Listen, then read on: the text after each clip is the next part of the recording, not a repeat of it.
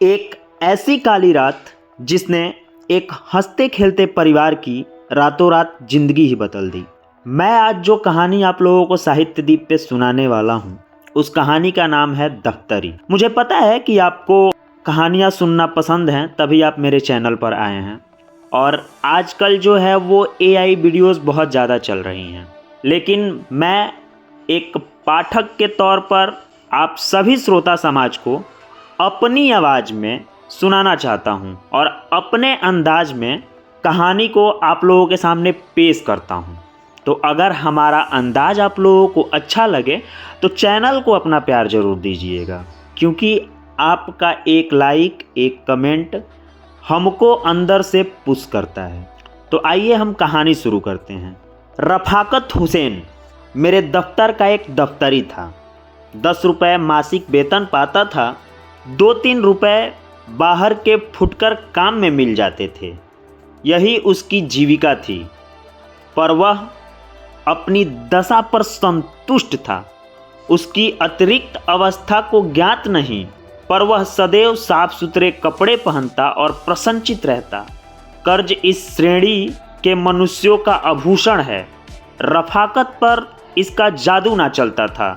उसकी बातों में कृत्रिम शिष्टाचार की झलक भी ना होती। बेलाग और खरी कहता था। अमलों में जो बुराइयां देखता साफ कह देता। इसी साफ गोई के कारण लोग उसका सम्मान हैसियत से ज़्यादा करते थे।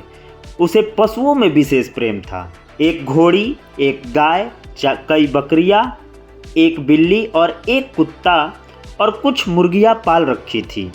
इन पशुओं पर जान देता था। बकरियों के लिए पत्तियां तोड़ लाता, घोड़ियों के लिए घास छील लाता। यद्यपि उसे आए दिन मवेशी खाने के दर्शन करने पड़ते थे और बहुधा लोग उसके पशु प्रेम को हंसी उड़ाते थे, पर वह किसी की ना सुनता था। और उसका यह निस्वार्थ प्रेम किसी ने उसे मुर्गियों के अंडे बेचने तक नहीं देता था। उसकी बकरियों के बच्चे कभी बूचड़ की छुरी के नीचे नहीं गए और उसकी घोड़ियों ने कभी लगाम का मुंह नहीं देखा। गाय का दूध कुत्ता पीता था, बकरियों का दूध बिल्ली के हिस्से में आता था। जो कुछ बचा रहता वह आप पीता था। सौभाग्य से उसकी पत्नी भी साध्वी थी। यद्यपि उसका घर बहुत छोटा था, पर किसी ने द्वार पर अपनी आवाज़ नहीं सुनाई। किसी ने उसे द्वार पर झांकते नहीं देखा। वह गहने कपड़े के तगादों से पति की नींद हराम नहीं करती थी। दफ्तरी उसका पूजा करता था। वह गाय का गोबर उठाती, घोड़े को घास डालती, बिल्ली को अपने साथ बिठाकर खिलाती, यहाँ तक कि कुत्तों को नहलाने के लिए उसे घृणा तक नहीं होती थी। बरसात थी, नदी में बाढ़ आई हुई थी। दफ्तर के कर्मचारी मछलियों का शिकार खेलने चले। सामत का मारा रफ़ाकत भी उसके साथ हो लिया। दिन भर लोग शिकार खेले। शाम को मूसलाधार पानी बरसने लगा। कर्मचारियों ने तो एक गांव में रात काटी। दफ्तरी घर चला, पर अंधेरी रात राह भूल गया और सारी रात भटकता फिरता। प्रातः घर पहुंचा तो अभी अंधेरा ही था, लेकिन दोनों द्वार पट खुले हुए थे।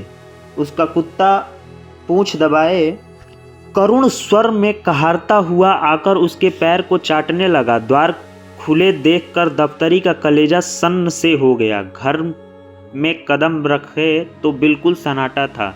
2-3 बार पत्नी को पुकारा, किंतु कोई उत्तर ना मिला। घर भाई भाई कर रहा था। उसने दोनों कोठरियों में जाकर देखा। जब वहाँ भी उसका पता ना मिला तो पशुशाला में गया। भीतर जाते हुए अज्ञात भाव हो रहा था कि अंधेरा खोए में जाते हुए होता है। उसकी स्त्री वहीं भूमि पर चित्त पड़ी हुई थी। मुंह पर मक्खियाँ बैठी हुई थी। ओठ नीले पड़ गए थे, आंखें पथरा गई थी। लक्षणों से अनुमान होता कि सांप ने डस लिया। दूसरे दिन रफ़ाकत आया तो उससे पहचानना मुश्किल था। मालूम होता था बरसों का रोगी है। बिल्कुल खोया हुआ, गुमसुम बैठा रहा, मानो किसी दूसरी दुनिया में हो। संध्या होते ही वह उठा और स्त्री को कब्र पर जाकर बैठ गया। अंधेरा हो गया। 3-4 घड़ी रात बीत गई। पर दीप के टिमटिमाते हुए प्रकाश में उसकी कब्र पर नैराश्य और दुख के मूर्ति बना बैठा रहा, मानो मृत्यु की राह देख रहा हो। मालूम नहीं कब घर आया। अब यही उसका नित्य का नियम हो गया। प्रातःकाल उठकर मजार पर जाता, झाड़ू लगाता, फूलों के हार चढ़ाता, लोबल जलाता और 9 बजे तक कुरान का पाठ करता। संध्या समय फिर यही क्रम शुरू होता। अब यही उसके जीवन का नियमित कर्म था। अब वह अंत जगत में बसता था। ब्राह्मण जगत ने उसने मुंह मोड़ लिया, शोक में विरक्त कर दिया था। कई महीने तक यही हाल रहा। कर्मचारियों को दफ्तरी से सहानुभूति हो गई थी। उसके काम कर लेते, उसे कष्ट ना देते। उसकी पत्नी भक्ति पर लोगों को विस्मय होता था। लेकिन मनुष्य सर्वदा प्राणलोक में नहीं रह सकता। वहाँ का जलवायु उसके अनुकूल नहीं। वहाँ का स्वरूप रसमय भावनाएं कहाँ, विराग में वह चिंतामय उल्लास कहाँ, वह आशामय आनंद कहाँ। दफ्तरी को आधी रात तक ध्यान में डूबे रहने के बाद चूल्हा जलाना पड़ता, प्रातःकाल पशुओं की देखभाल करनी पड़ती। यह बोझ उसके लिए असहाय था। अवस्था ने भावुक कर विजय पाई। मारुभूमि के प्यासे पथिक की भांति दफ्तरी फिर दाम्पत्य सुख जल स्रोत की ओर दौड़ा। वह फिर जीवन का यही सुखद अनुभव लेना चाहता था। पत्नी की स्मृति दाम्पत्य सुख के रूप में विलय होने लगी। यहाँ तक कि 6 महीने में उस स्थिति का चिन्ह भी शेष न रहा। इस मोहल्ले के दूसरे सिरे पर बड़े साहब का एक अर्दली रहता था। उसके यहाँ से विवाह की बातचीत होने लगी। मियाँ रफाकत फूले न समाये। अर्दली साहब का सम्मान मूल्य के किसी वकील से काम ना था। उसकी आमदनी पर अनेक कल्पनाएं की जाती थी। साधारण बोलचाल में कहा जाता था, जो कुछ मिल जाए वह थोड़ा है। वह स्वयं कहा करते थे कि तगाबी के दिनों में मुझे जेब की जगह थैली रखनी पड़ती थी। दफ्तरी ने समझा भाग्य उदय हुआ। इस तरह टूटे जैसे बच्चे खिलौने पर टूटते हैं। एक ही सप्ताह में सारा विधान पूरा हो गया और नववधू घर में आ गई। जो मनुष्य कभी एक सप्ताह पहले संसार से विरक्त जीवन से निराश बैठा हुआ, उसके मुंह पर सेहरा डाले घोड़े पर सवार नव कुसुम की भांति विकसित देखना मानव प्रकृति की एक विलक्षण बेचना थी। किंतु एक ही अठवारे में नववधू के जोहर खुलने लगे। विधाता ने उसे रूपेंद्री से वंचित रखा था, पर उसकी कसर पूरी करने के लिए अति तीक्ष्ण विकेंद्री प्रदान की थी। इसका सबूत उसकी वह व्यापकता थी जो वह बहुधा पड़ोसियों को विनोदित और दफ्तरी को अपमानित किया करती थी। उसने 8 दिन तक दफ्तरी के चरित्र पर तात्विक दृष्टि से अध्ययन किया और एक दिन उसने बोली, तुम पवित्र जीव हो, विचित्र जीव हो। आदमी पशु पालता है अपने आराम के लिए, ना कि जंजाल के लिए। यह क्या कि गाय का दूध कुत्ते पिए, बकरी का दूध बिल्ली चाट कर जाए। आज से सब दूध घर में लाया करो। दफ्तरी निरुक्त हो गया। दूसरे दिन घोड़ी का रतीब बंद हो गया। वह चने अब भाड़ में भुने और नमक मिर्च से खाए जाने लगे। प्रातःकाल ताजे दूध का नाश्ता होता। आए दिन तस्मई बनती। बड़े घर की बेटी पान बिना क्योंकर रहती। घी मसाले का भी खर्च बढ़ा। पहले ही महीने में दफ्तरी को विदित हो गया कि मेरी आमदनी गुजर के लिए काफ़ी नहीं है। उसकी दशा उस मनुष्य की सी हो गई जो शक्कर के धोखे में कुनैन फाँक गया हो। दफ्तरी का बड़ा धर्मपरायण मनुष्य था। 2-3 महीने तक यह विषम वेदना सहता रहा, पर उसकी सूरत उसकी अवस्था को शब्दों से अधिक व्यक्त कर देती थी। वह दफ्तरी जो अभाव में भी संतोष का आनंद उठाता था, वह चिंता की सजीव मूर्ति था। कपड़े मिले सिर के बाल बिखरे हुए, चेहरे पर उदासी छाई हुई, अहर्निश हाय हाय किया करता था। उसकी गाय अब हड्डियों का ढांचा थी, घोड़ी के जगह से हिलना कठिन था। बिल्ली पड़ोसी के छींकों पर उछलती और कुत्ते घूरे हुए हड्डी नोचता फिरता था। पर अब भी वह हिम्मत का धनी और पुराने मित्रों को अलग ना करता था। सबसे बड़ी विपत्ति पत्नी की वाक्य प्रचुरता थी, जिसके सामने कभी उसका धैर्य, उसकी कर्मनिष्ठा, उसकी उत्साहशीलता परास्त कर जाती और अपनी अंधेरी कोठरी के एक कोने में बैठकर खूब फूट फूट रोता। संतोष के आनंद को दुर्लभ पाकर रफाकत की पीड़ित हृदय उच्छित खला श्रृंखला की ओर प्रवृत्त हुआ। आत्माभिमान जो संतोष का प्रसाद है उसके चित्त से लुप्त हो गया।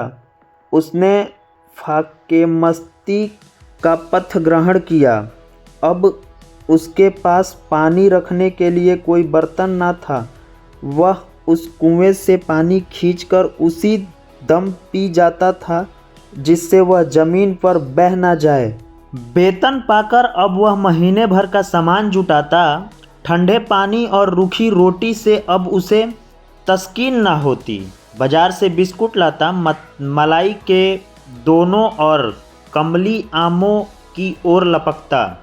10 रुपए की भुगत ही क्या, एक सप्ताह में सब रुपए उड़ जाते। तब जल्दबंदी की पेशगी पर हाथ बढ़ाता, फिर 2 का उपवास होता। अंत में उधार मांगने लगता।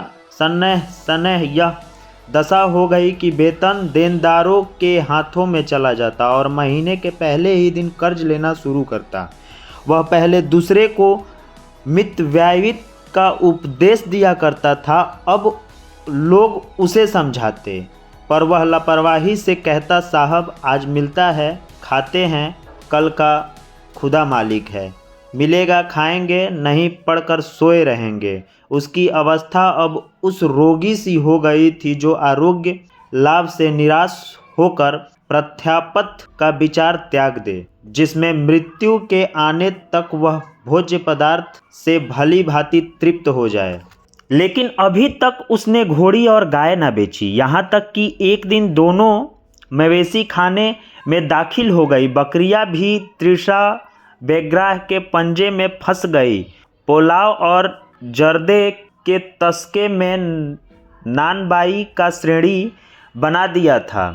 जब उसे मालूम हो गया कि नगद रुपए वसूल न होने तो वह दिन भर बकरियां हाँक ले गया। दफ्तरी मुंह ताकता रह गया। बिल्ली ने भी स्वामी भक्ति से मुंह मोड़ लिया। गाय और बकरियों के जाने के बाद अब उसे दूध के बर्तन को चाटने की भी आस ना रही, जो उसके स्नेह बंधक का अंतिम सूत्र था। हाँ, कुत्ते पुराने सद्व्यवहारों की याद करके अभी तक आत्मीयता का पालन करता जाता था, किंतु उसकी सजीवता विदा हो गई थी। यह वह कुत्ता न था जिसके सामने द्वार पर किसी अपरिचित मनुष्य या कुत्ता का निकल जाना असंभव था। वह अब भी भौंकता था, लेकिन लेटे लेटे और प्रातः छाती के सिर छिपाए हुए, मानो अपनी वर्तमान स्थिति पर रो रहा हो। या तो उसमें अब उठने की शक्ति ही ना थी, या वह चिरकालीन कृपाओं के लिए इतना कृति गान पर्याप्त समझता था। संध्या का समय था। मैं द्वार पर बैठा हुआ पत्र पढ़ रहा था कि अकस्मात दफ्तरी को आते देखा। कदाचित कोई किसान सम्मान पाने वाला चपरासी से भी इतना भयभीत ना होगा। बाल वृंदा टीका लगाने वाले से भी इतना ना डरते होंगे। मैं अव्यवस्थित होकर उठा और चाहा कि अंदर जाकर कुछ बंद कर लूं कि इतने में दफ्तरी लपक कर सामने आ पहुंचा और अब कैसे भागता। कुर्सी पर बैठ गया, पर नाक बहुत चढ़ाए हुए दफ्तरी किस लिए आ रहा है, इसमें मुझे लेस मात्र की शंका न थी। ऋणो इच्छुक और हृदय चेष्टा उनकी मुखाकृति पर उसके आचार व्यवहार का उज्ज्वल रंगों से अंकित होता था। वह एक विशेष नम्रता, संकोचमय परवास्ता होती है जिसे एक बार देखकर फिर नहीं बुलाया जा सकता। दफ्तरी ने आते ही बिना किसी प्रस्ताव के अभिप्राय कह सुनाया जो मुझे पहले ही ज्ञात हो चुका था। मैंने रुखाई से उत्तर दिया, मेरे पास रुपए नहीं है। दफ्तरी ने सलाम किया और उल्टे पांव लौटा। उसके चेहरे पर ऐसी दीनता और बेबसी छाई हुई थी कि मुझे उस पर दया आ गई। उसका इस भांति बिना कुछ कहे लौट जाना कितना सारपूर्ण था। इससे लज्जा थी, संतोष था, पश्चाताप था। उसके मुंह से एक भी शब्द ना निकला, लेकिन उसका चेहरा कह रहा था। मुझे विश्वास था कि आप यही उत्तर देंगे। इससे मुझे जरा भी संदेह ना था, लेकिन यह जानते हुए कि मैं यहाँ तक आया, मालूम नहीं क्यों मेरी समझ में स्वयं नहीं आता, कदाचित अपनी उदासीनता, अपनी वत्सलता मुझे यहाँ तक लाई। अब जाता हूँ, वह मुँह ही नहीं रहा कि अपनी कुछ कथा सुनाऊं। मैंने दफ्तरी को आवाज़ दी, जरा सुनो तो क्या काम है। दफ्तरी को कुछ उम्मीद हुआ, बोला, आपसे क्या अर्ज करूं, 2 दिन से उपवास हो रहा है। मैंने बड़ी नम्रता से समझाया कि इस तरह कर्ज लेकर कै दिन तुम्हारा काम चलेगा। तुम समझदार आदमी हो, जानते हो कि आजकल सभी को अपने फिक्र सवार रहती है, किसी के पास फालतू रुपए नहीं रहते, और यदि हो भी तो वह ऋण देकर राय क्यों लेने लगा। तुम अपनी दशा सुधारते क्यों नहीं। दफ्तरी ने विरक्त भाव से कहा, यह सब दिनों का फेर है, और क्या कहूँ। जो चीज़ महीने भर के लिए लाता हूँ, एक दिन में उड़ जाती है। मैं घरवाली के चटोरेपन से लाचार हूँ। अगर एक दिन दूध ना मिले तो महनामत मचा दे। बाजार से मिठाई ना लाऊं तो घर में रहना मुश्किल हो जाए। एक दिन गोश्त ना पाके तो मेरी बोटियां नोच खाए। खानदान का शरीफ हूँ, यह बेइज्जती नहीं सही जाती कि खाने के पीछे स्त्री से झगड़ा तकरार करूँ। जो कुछ कहती है सिर के बल पूरा करता हूँ। अब खुदा से यही दुआ है कि मुझे इस दुनिया से उठा ले, इसके सिवा मुझे दूसरी कोई सूरत नहीं नज़र आती। अब कुछ करके हार गया। मैंने संदूक से 5 रुपए निकाले और उसे देकर बोला, यह लो, यह तुम्हारे पुरुषार्थ का इनाम है। मैं जानता था कि तुम्हारा हृदय इतना उदार, इतना विरल स्वरूप है।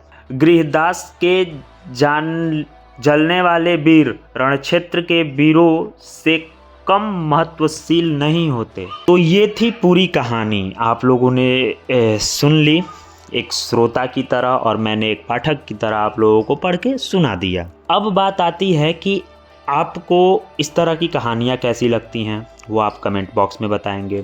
दूसरी चीज़ कि क्या एक महिला जो उसके जीवन में आई, जो दूसरी उसकी स्त्री थी, उसको ऐसा करना चाहिए था।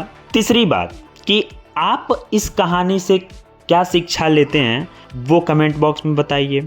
बाकी अगर साहित्य दीप से अभी तक आप नहीं जुड़े हैं तो चैनल को सब्सक्राइब कर दीजिएगा और जुड़िएगा, अपना स्नेह प्यार जरूर दीजिएगा। धन्यवाद।